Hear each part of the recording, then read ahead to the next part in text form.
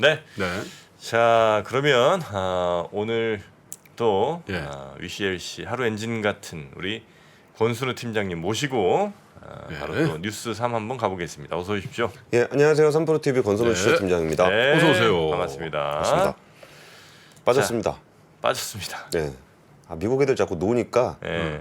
군기가 빠진 것 같아요. 군기도 빠졌습니다. 네. 주가도 빠지고 이 녀석들 힘이 없습니다. 미국에 없는 한국말이죠. 군기. 군기라는 그래요? 말 없나요? 아니 뭐 군대에서는 쓰지만 싸제에서 안 쓰죠. 미국 사람들이 군기가 빠졌어 이런 거 보셨어요? 그런 말은 안 쓰나요? 아예? 없다 안 쓰지. 영어로 군기가 없어요? 네. 영어 잘하시잖아요, 정프로님. 군기는 영어로 뭐라 그래야 됩니까? 밀리터리 에너지? 어, 역시 뭐 영화 바로바로 나오니까요. 네. 예. 다우존스는 0.38% 빠졌고요. 근데 많이 빠진 건 아니고 약보합 정도예요. 나스닥은 0.18%, S&P 500은 마이너스 0.2% 정도 빠졌어요. 어제 그 연준 의사로 6월께 공개가 됐거든요. 예. 근데 거기서 연준 인사들이 올해 추가로 금리 인상을 이어간다라는 얘기를 많이 했어요. 그리고 23년 연방 금리, 그러니까 연준의 금리를 추가로 인상해야 되는 것은 적절하다라는 게 거의 모든 연준 참석자들의 얘기였습니다. 그러면서 지난 6월에 25bp 인상을 주장했던 의원들은 근데 뭐 사실 우리가 다 인식하고 있는 거는 맞습니다. 노동 시장이 너무 타이트하고 경제 활동 모멘텀이 앞서 예상한 것보다 강하며 인플레이션이 2%로 돌아가고 있다라는 뚜렷한 신호는 없다. 네. 그러니까 뭐 3%대까지는 충분히 내려올 것 같지만 2%까지 가는 그런 분위기는 아니다라는 얘기가 좀 연준 인사들의 좀 주요했습니다. 아무래도 그 증시가 그동안 많이 오르다 보니까 연준 인사들의 이런 말 한마디 한마디에 조금은 예민하게 반응하고 있는 것 같습니다. 첫 번째 뉴스는요. 어제 N 값이 800원대를 찍었습니다. 앞자리 8이에요 이제. 네, 897.29원. 저 어렸을 때 N이 한 800원, 700원 했었던 것 같은데. 그랬었나요?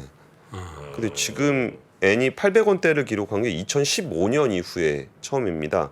이게 엔저를 바라보는 두 가지 시선이 있죠. 그 엔저 덕분에 일본이 관광도 잘 되고 수출도 잘 된다 하는 시각이 하나 있고, 두 번째 시각은 저러다 엔화 붕괴되는 거 아닌가?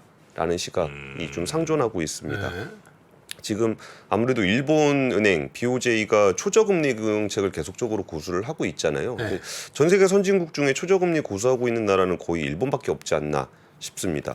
그러면서도 일본 정부가 요즘에 외환 시장에 그렇게 직접 개입하는 모습이 나타나고 있진 않아요. 그러니까 작년에는 좀 이렇게 계속적으로 개입을 하는 모습이 있었는데 요즘에는 좀 그렇진 않은 것 같습니다. 그래서 일단은 한국의 수출에 미치는 영향을 보면은 한국경제연구원이 조사한 결과에 따르면은 엔화값이 1%포인트 하락하면 한국의 수출 증가율이 0.61%포인트 낮아진다. 근데 뭐 이렇게 숫자로 보면 잘 실감은 안 나는데 그냥 올해 상반기 기준으로 한번 생각해 보면은 그 한국 수출액이 한 100억 달러 정도가 줄었을 것이다라고 추정을 하는 거예요. 저 엔저 때문에. 예. 그러니까 엔화하고 수출 증가율의 상관관계를 분석해봤을 때 그렇다는 겁니다. 네. 그리고 아무래도 일본은 우리나라하고 좀 그 수출 경합도가 좀 있는 나라잖아요. 근데 예전보다는 확실히 나아지긴 했어요. 예전에는 그냥 엔값하고 수출이 거의 직결해서 움직였거든요. 근데 요즘에는 경합도가 조금 달라지긴 했는데 여전히 이제 다른 나라에 비하면 우리나라 수출 경합도에서 뭐 중국이라든지 미국에 비하면 일본이 좀 높은 편입니다. 그래서 이게 수출에 좀 영향을 좀 줬을 것으로 보이고요. 자동차 같은 게 이제 부딪히나요? 그러니까 자동차도 있고 거기에 뭐 장비라든지 뭐 우리가 소재 장비 같은 거 일본 거 네네네. 많이 쓰잖아요. 그러니까 뭔가 우리 그거는 제가 한번 나중에 따로 조사해 보겠습니다. 경합도가 높다는 거는 이제 우리 제품과 일본 제품의 경쟁되는 것들이 종종 있다는 옛날에는 거의 저 상당히 우리가 쫓아가는 업종에서 네. 경합을 많이 했다라 그러죠. 예를 들면 삼성전자, LG전자도 거기 소니라든지 히다치라든지 파나소닉하고 가전 경합했었는데 이제는 뭐 요즘은 게임이 안 되잖아요. 네. 옛날에는 저 그 이마바리 조선이라든지 미쓰비시 조선 이런 데하고 네. 삼성중공업하고 대우조선 이런 데들이 다 경합했었거든. 조선도 참 경험 많이 게임이 안 했고. 되죠. 옛날엔 또 파나소닉하고 또 우리 LG 엔솔하고 경합을 했는데 지금 게임이 안 되죠. 네. 뭐 게임이 안 된다고까지야 뭐 그렇지만 어쨌든 그런 영에서 우리가 추월하면서 경합도를 많이 했는데 낮췄는데 지금 이제 자동차가 그러려고 한다는 건데 글쎄 이제 엔저가 그걸 어느 정도 브레이크를 걸지는 한번 보죠. 근데 뭐 경합도라는 게 많이 완화됐죠, 사실. 예전보단. 예, 근데 네. 그 정프로님 말씀대로 한번 이거 옛날부터 경합도 어느 정도 있었다가 지금 낮아진 거는 한번 상세하게 조사해 보면 재밌을 것 같아요. 뭐 예전에 이런 게 경쟁했었는데 아 이거는 이제 우리가 이겨서 경합을 안 하는데 여전히 이런 거는 환율의 영향을 받더라. 이거는 제가 따로 한번 조사를 네. 해보겠습니다. 그리고 관광도 굉장히 취약합니다. 이게 한국을 찾은 해외 관광객이 코로나19 이전에 비하면 절반 수준밖에 안 돼요. 그러니까 2019년에 한 1,750만 명 정도 관광객이 왔었는데 네. 지난해는 한 320만 명 정도밖에 안 왔어요. 그리고 그럼 반면에 해외로 나간 관광객은 655만 명으로 그 우리나라 온 관광객이 320만인데 우리가 나간 사람이 650만 명입니다. 그리고 이제 그 올해도 1월에서 5월까지 347만 명이 들어왔는데 코로나19 이전에 비하면 한 절반 정도에 그치고 있습니다. 그러다 보니까 여행 수지 적자가 계속되고 있고요. 그리고 우리나라가 제일 많이 가고 있는 관광 일본이죠. 저는 일본입니다. 거기에 더해서 해외 직구에서도 일본 물건들을 요즘에 굉장히 많이 사고 있다고 해요. 뭐 일본 스포츠 의류라든지 뭐 이런 네네네. 것들에 대한 매출이 좀 늘어나고 있다라는 건데 주변에 보면 그 일본 무슨 뭐 앱 같은 게 있더라고요. 그래서 일본 제품만 그냥 직구하는 앱. 그런 거 쓰세요? 주변에 보면이라고 제가 조건 달았지 않나요? 아니 내 주변엔 왜 없는 거야? 내 주변엔 아무도 없어. 그 아 그래 제가 주변이라는 게 가정 내에 있을 수도 아이 있고. 노노노 제 주변에 보면 예. 노노노. 그런 앱들 쓰시는 분이 있어요. 그리고 뭐 식품 같은 것부터 뭐 이렇게 뭐 밴드 뭐 이런 거 있잖아요. 가벼운 뭐 이렇게 의약품 같은 거 예, 그런 거 이렇게 막 사시는 분들이 많더라고요. 네. 그래서 이런 부분들은 확실히 우리나라랑 일본, 그러니까 일본이 사실 제품 자체의 품질이 좋잖아요. 뭔가 세련되지 않은 느낌이 좀 있어서 그렇지. 그러다 보니까 좀 가격까지 낮아지다 보니까 여기에 대한 수요가 늘어난 것 같은데 사실 여기서 이제 N값이 더 떨어지면은 저는 거시적인 문제가 좀 될 수도 있을 거라는 생각은 들어요. 그래서 이 부분 N에 대해서는 조금 더 지켜볼 필요가 있지 않나 싶습니다. 네. 두 번째 뉴스는요. 그 새마을금고 관련한 소식 계속 나와요, 새마을금고. 이거 좀 전해드려야 될 것 같아가지고 좀 연속해서 전해드리겠습니다.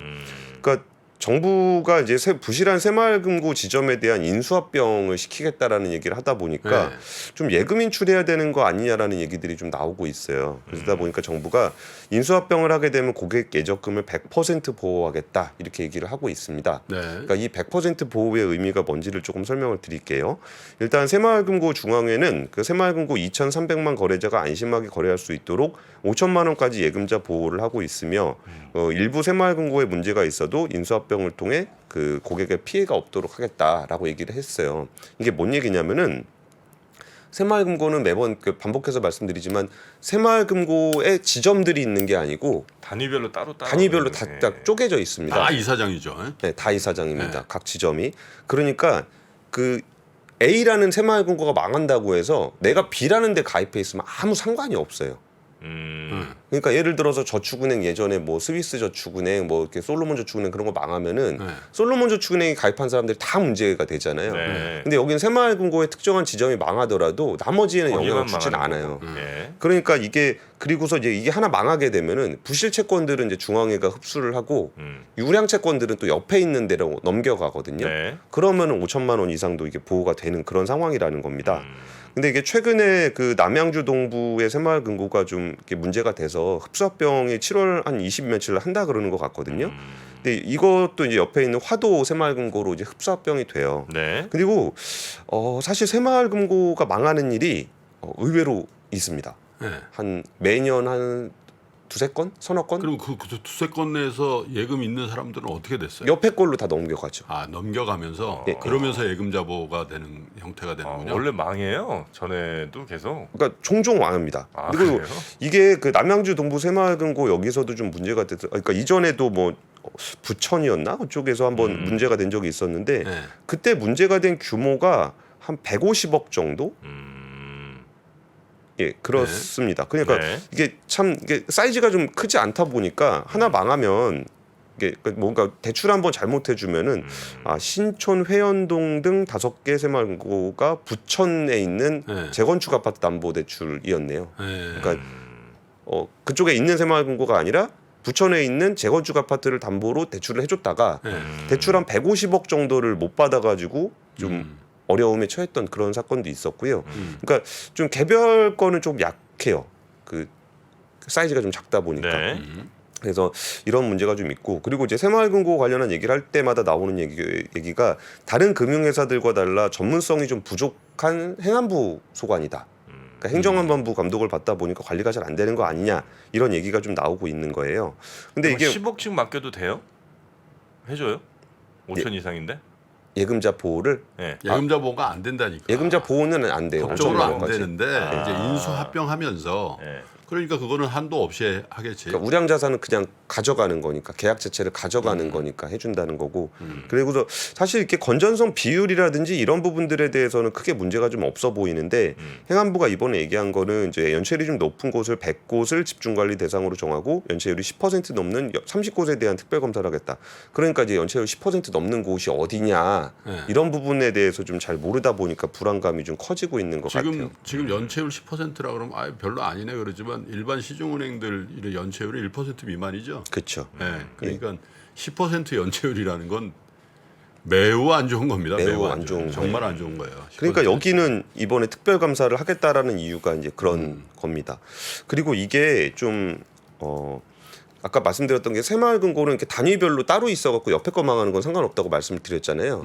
근데 문제는 한 부동산 사업장이 문제가 됐을 때 여러 새마을금고가 영향을 받을 가능성이 굉장히 높아요. 같이 들어가죠. 네, 이른바 공동대출이라는 건데 네. 이게 이데일리가 단독 보도한 얘기를 보니까 공동대출 연체율이 20%나 된다는 거예요. 그러니까 큰 대출의 연체율이 굉장히 심하다는 얘기네. 그렇죠.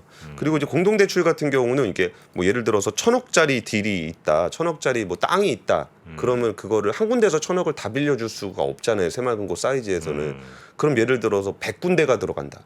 그러면은 뭐 10억씩 100군데 하면 1,000억이잖아요. 그러니까 이런 식으로 하는 것이 공동대출인데 여기에서 이제 브릿지론 쪽이 좀 문제가 돼요. 그러니까 본 PF 넘어가면 은행이 보통 본 PF를 받아가거든요. 네. 근데 그렇게 안 하고 그 전에 땅 담보로 해서 브릿지론 해준 그런 부분들이 사업성이 좀 약하다고 싶으면 은행에서 PF를 안 해주거든요. 그래서 묶이는 경우에 뭐 꽤 지금 공동대출 잔액이 한 20조 원 정도가 된다는 거고 거기에 한 20% 정도가 그 연체가 됐다 그러니까 한 4조 정도는 묶여 있다라는 얘기인 거죠. 그리고 또 새마을금고 같은 경우는 신용평가를 안 받습니다. 그러니까 신용평가사들이 이제 금융회사들 이렇게 그래요? 하잖아요. 그 신평사에다가 좀 새마을금고 요새 좀 어떠냐 그랬더니 신평사 자기들 대상 아니었고 잘 모르겠다 그러더라고요.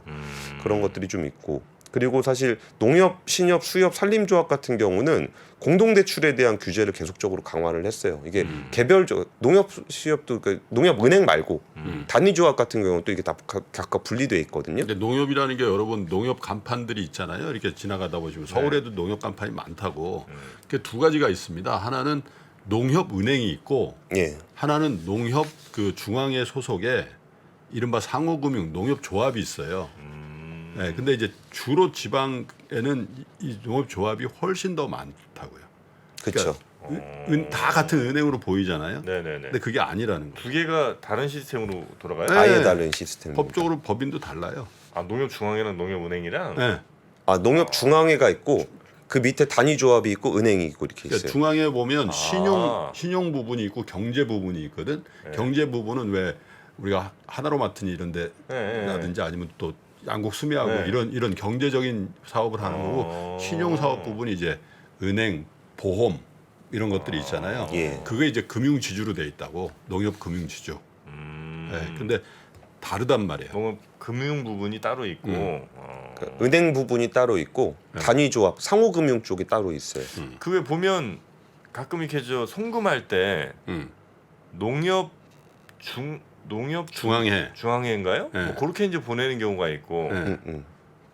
은행이 있고 은행이 있고 은행은 그거 진짜 이제 은행이고. 저거야 단위조합이야. 단위조합. 단위조합이고. 단위조합. 근데 그 단위조합 같은 경우도 네. 이전에 부동산 문제가 나오면 항상 단위조합 얘기가 좀 나왔어요. 그러다 보니까 농협, 신협, 수협 여기도 사실은 그 개별로 받거든요. 그러니까 개별 부처로 받게 되는데 이거를 이제 그 약간은 금융감독의 어떤 영역으로 계속적으로 끌어들였어요. 금융감독원의 영역으로. 그래서 공동대출 같은 경우에 2019년, 21년에 그 공동대출 규제를 계속 강화를 해서 그 전체 대출의 한 3분의 1 이하로만 좀 제한을 하는 그런 그 전체 대출에 공동대출에 부동산이나 건설업은 3분의 1만 한다. 이게 왜 그러냐면은 그쪽이 이제 규모가 크잖아요, 건설업이. 그리고 사이클이 길게 돌아오는데 이게 하이 사이클에서는 너도나도 붙어갖고 다 먹거든요. 근데 이게 떨어지는 사이클 되면은 리스크 관리 잘하는 애들이 싹 빠져요. 네. 그럼 꼭 막차 타는 친구들이 마지막에 남아가지고 물리거든요. 그러니까 한 10년에 한 번 정도 이런 일이 반복적으로 발생을 하다 보니까 농협, 신협, 그 수협 이쪽은 2019년, 21년 공동대출 규제를 계속 강화를 해서 지금 2021년에는 부동산업과 건설업 공동대출 합계액이 전체 공동대출의 절반을 넘기지 않도록 규제를 했거든요. 근데 새마을금고는 이 규제가 작년 10월에 됐어요. 그러니까 작년 10월 이전에는 공동대출이 50% 이상 되는 것들이 굉장히 많다라는 거예요. 그래서 그런 거 만기 돌아오는 것에 대한 불안감이 있는데, 그러니까 제가 이거를 불안감 조성하려고 이런 말씀 드리는 게 아니고 지금은 문제가 없을 것 같아요. 정부가 좀 대응을 하니까. 근데 부동산 경기가 지금보다 더 안 좋아질 경우에 가장 취약한 고리가 어디냐라고 했을 때는 좀 걱정이 됩니다. 왜냐하면 그게 안 좋아지면 취약해지는데 대부분 안 좋아지면 더 안 좋아지는 데 들어가 있단 말이에요. 일반적으로. 그게 좀 핫한 걱정이 데는 된다는 거예요. 거기까지 안 가는 거야. 네네네. 예. 그래서 지금 뭐 예금을 바로 뭐 인출을 해야 된다, 뭐 이거는 전혀 아닌 것 같고 정부에서도 거기에 대해서는 확실하게 멘트를 하고 있거든요. 네. 그러니까 정부에서도 뭐 그냥 분위기 진정시키려는 정도보다는 멘트가 훨씬 더 확신은 있는 것 같아요. 지금 자체 문제가 없고 문제가 있는 데 있으면 합병시켜가지고 감당할 수 있다. 네네. 근데 부동산 경기가 이제 하반기에 조금 안 좋아질 경우 그럴 경우에는 조금 더 면밀하게 보실 필요가 있을 것 같아요. 그 약간 좀 사이드 질문이긴 한데 은행에 돈 맡기면 나중에 예금자 보호법에서 5천까지 해주잖아요, 보장을. 예. 근데 은행에서 그 망한 은행에서 제가 돈 빌리면 한 10억 빌렸어요. 5천만 갚아야 원만 저는 됩니다. 갚아줘도 돼요? 아니죠. 그건 갚아야 됩니다. 갚는 건 다 갚아줘야 돼요? 예. 많이 힘들어? 아니, 이거 공평하잖아요. 그게 얘네는 내 돈 맡겼는데 망하면 5천만 받고 나머지 못 받는 건데 많이 힘들어? 내가 갚을 때도 그럼 그래야 될 그 거 아니에요? 5천만 원은 은행에서 주는 게 아니라 네. 예보에서 줍니다. 예금보험공사에서 예, 예. 나도 예금보험공사에 5천만 원만 줄게요. 그러면 대출에 거기다 갚는 게 아니라 은행에다 갚으셔야 돼요. 은행 망했는데 아, 망해도 채권이 남잖아요. 야 이건 난 불공평하다고 봅니다. 내 통장도 채권이라며. 아, 그 채권은 못 받은 거죠. 거기가 망했으니까. 거기 망했으니까 못 받은 거죠. 예, 예. 아 내가 망한 게 아니구나. 예. 그러면은 아, 정프로님도 망하셔가지고 법원에다 파산 신청하시면은 아 그렇게 되는구나. 그러면 안 갚을 수 정부로 있어요. 웬만하면 밝고 긍정적이고 진취적인 생각을 해. 왜 자꾸 앞길이 구말린 사람이 자꾸 지금 대신 물어봐줘서 고마워요. 아주. 앞길 구말리도 아니고요. 그리고 지금 네. 자세 번째 뉴스 얼른 가겠습니다. 네, 망하면은 파산 신청하시면 안 갚을 수는 네. 있습니다. 아, 저 이 뉴스 너무 이게 도시전설 같은 얘기가 좀 있었는데 2020년, 21년에 건설한 아파트 사지 말라는 도시전설이 있었어요. 뭐예요? 그때 네. 원자재 가격 엄청 올라가지고 아 맞아. 그거 집 사지 말라는 얘기 되게 네, 많았었거든요. 맞아요. 이게 소문만 있었던 도시전설인데 사실로 드러났습니다. 인천 검단에서 GS 아파트의 그 4월 29일에 그 네. 아파트 건설 현장에서 GS예요? GS입니다. 아, GS. 검단에 뭐 어떻게 했다는 거예요? 며칠 전에 했잖아. 그런가요? GS. 네, 지하 주차장이 무너져가지고 네. 이거를 조사를 해보니까 기둥 32개소의 철근이 모두 필요한데 15개소에는 철근 표기가 아예 안 돼 있었고 아이고. 그리고 그 중에 32개 중에 4개는 설치를 하도록 했는데도 빼먹었다는 거예요. 아유. 그럼 전체로 보면은 32개 기둥 중에 19개의 철근이 없었다는 겁니다. 빠졌다는 겁니다. 그리고서 이게 또 직접적인 원인이 돼서 붕괴가 됐다라는 거고 콘크리트의 강도도 설계지 기준 강도보다 85%가 낮게 예? 돼 있다는 거예요. 그러니까 사실 우리가 이런 부실 공사에 대한 거는 좀 옛날 일이라고 생각을 했잖아요. 지금 뭐 때가 오는 때도 와와 아파트도 아니고 이거 뭐. 예? 그래가지고 이거는 좀 와 아직 이게 진짜 뭐 사람들이 그냥 기분 탓으로 뭐 철근 빼먹었다더라 뭐 이런 아니 빼먹을 수가 없어요. 그게 어떻게 그걸 실수로 빼먹어 그거를. 다 이렇게 설계도면이 있고 다 시방서가 있고 그런 건데. 그러니까 그거를 이번에 국토부가 조사했던 얘기에서는 예. 아예 다 잘못됐다는 거예요. 설계, 시공, 감리 뭐 이런 것들이 그 국토부 설명이 그랬어요. 이 중 한 군데서만이라도 잡았다면 이런 일이 없었을 건데라 그래서 지금 국토부가 GS건설의 전국 83개 현장을 모두 점검하기로 지난번에 했습니다. 그 뭡니까 광주의 그 HDC 예. 그거 한 지가 지금 얼마나 됐다고? 화정 아이파크 예. 여기도 좀 얘기가 되고 있는데 이게 언제 지은 거라고요? 지금 짓고 있는 겁니다. 짓고 있는 거예요. 예, 그래가지고 이거 그 아파트 단지가 1660세대인데 전면 재시공하기로 했습니다. 지금 전면- 있는 거 다시 다 부시고 지금 올린 것도 당연히 다 부시고. 예, 재시공까지 한 5년 정도 걸릴 건데 이 정도는 다시 짓기로 이게 했습니다. 지금 2020 몇 년도에 이게 말이 되나 이게 그리고 국내 제일 1, 2위를 다투는 브랜드를 그러니까요. 갖고 있는 대형 건설사에서 그리고 이런 지적들이 많이 나왔었잖아요. 1년 전부터 계속 하자인이 뭐 그런 게 있대요. 예를 들어서 건물을 올려요. 기둥이 30개가 필요해. 아니, 원래 반드시 필요한 기둥은 한 15개예요. 이 무게를 버티기 위해서. 근데 이제 예전에 기술이 좀 부족할 때는 한 30개를 그냥 때려 박는 거예요. 어디가 위험한지 모르고 어디가 힘을 제대로 받는지 모르니까. 근데 이제 요즘은 기술이 점점 좋아지면서 반드시 필요한 15개보다는 조금 많은 한 20개만 박는다는 거예요. 그러니까 그래도 이제 버틸 수는 있는데 이런 식으로 뭐 조금만 이제 빼먹거나 이렇게 되면 예전에는 빼먹어도 그냥 어느 정도 버텨줬는데 지금은 이제 못 버틴다는 거예요.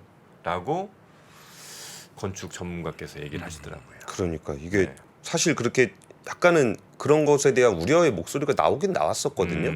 근데 이렇게 GS 건설의 이런 대단지 아파트까지 이런 일이 생길 거라고 아니, 몰랐는데 다른 건설사들은 괜찮을까? 그러니까 일단은 네. 이게 8월 중에 처분을 결정을 하게 된대요. 전수조사를 해보고 하는 건데 GS는 그 전에 그 일단은 재시공하겠다. 전수조사를 하긴 해요. 네, 국토부에서 합니다. 그러니까 신축 아파트 전체 전국 83개 현장에 대해서 하고 있다고 해요. 그러니까 이게 GS 건설에 GS만 아니, 다른 데도 해봐야 되는 거 아니야? 그 GS가 짓지만 응. 사실상 이거 뭐 막 철근 넣고 뭐 시멘트 붓고 하는 그 사람들은 GS 직원들이 아닌 경우가 아니, 그거는 의미가 없지. 누가 다 정직원들이 거기 가서 일을 합니까? 그리고 책임자죠. 예. 그분들은 네. 현장 감독 내지 GS 직원들이 하라는 대로 하는 거예요. 그 사람들이 무슨 자율권이 있어? 아니, 그러니까 그래서 혹시 GS만이 아니라 다른 데들도 어쨌든 일하시는 분들 다 비슷비슷할 테니까. 아니 그건 아니라니까. GS는 잘못이 없다라고 거기 주장을 일하는 하시고 분들의 아니, 문제가 아니라니까요. 아니, 그러니까 GS 잘못이 그게 없다는 게 아니고요. 아니고. 그러니까 다른 데도 다 그런 거 아니냐는 의심을 하는 겁니다. 다른 데도. 근데 그래가지고 지금 그런 부분에 대한 걱정들은 좀 많이 있는데 일단은 GS에 대한 전수조사를 해서 8월에 조치를 할 예정이고 GS는 그에 앞서서 자기가 이제 전면 재시공하겠다는데 이게 사실 역대의 전면 재시공이 아까 김프로님 말씀하셨던 HDC 현대산업개발의 네. 화정 아이파크 사고 이후에 이게 두 번째 전면 재시공이에요. 근데 참 이거 이건 한국의 대표 브랜드들이 다 이렇게 사고를 치니. 그러니까 현대산업개발 대표 브랜드, 아이파크 대표 브랜드고, 그렇죠. 자일도 대표 브랜드고. 그러면 어디 가서 뭘 믿어야 돼? 그리고 이거 약간 이제 재건축하는데 들어가는 비용은 한 5천억 정도로 추정이 되고 있다라고 합니다. 공사비만 한 3,500억 정도 되고 입주 지연에 따른 보상금이나 이자나 그러면 5천억 정도 아니 거기 된다는데 들어가서 사는 분들 찝찝해 살겠어. 예를 들면. 그래서 GS건설 주가는 최근 1개월 15% 빠졌고요. 어제는 4% 정도 빠졌습니다. 네. 자, 이게 진짜 또 이제 뭐 태풍도 올 때가 됐고, 그죠? 또 여름에 비도 많이 온다 그러는데, 하여튼 안전사고, 그러니까 돈으로 막는 거야 뭐 어떻게 뭐 재벌 그룹이니까 막는다 치더라도 인명이 다치면 안 되잖아요. 네. 큰일 납니다. 네. 자, 그러면 뉴스3 이 정도로 정리하고요. 우리 장 시작 전부터 종료까지 쏟아지는 수많은 뉴스와 정보들. 이 중에서 어떤 것이 투자에 정말 도움이 되는 정보일까요? 3프로의 증시 셔터맨 박근영 마스터가 직접 정보를 선별하고 투자의 힌트를 드립니다. 시간도 아끼고 투자 아이디어도 얻는 시간, 박근영 부장의 마켓 힌트와 함께 하세요. 자세한 사항은 3프로 TV 앱과 홈페이지를 확인하세요.